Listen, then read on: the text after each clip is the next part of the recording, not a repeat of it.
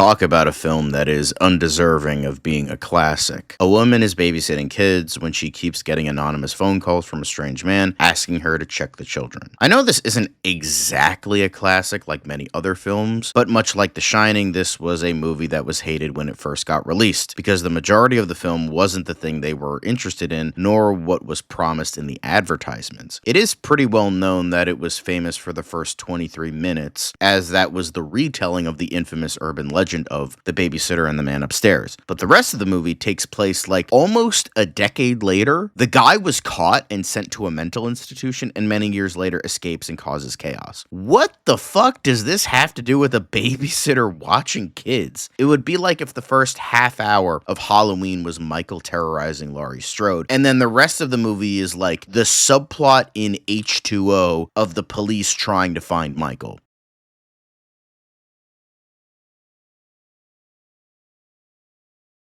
Sound stupid? That's because it is. The acting from everyone involved is good, they sell the movie and it works, but the story is just not interesting. You know who the guy is and thus becomes not scary. Charles Durning trying to find him is just boring. It's a semi-decent horror film turned boring crime thriller, and the last 10 or so minutes are pretty good, but the rest of it is not good. Now I'm interested in the remake, even though I heard it's also not very good, because at least with that, the whole movie takes place at the house. But the original is a mess and boring and not interesting. Yeah, a decent first 23 minutes, but that's not enough to save the movie. A perfectly fine movie to skip.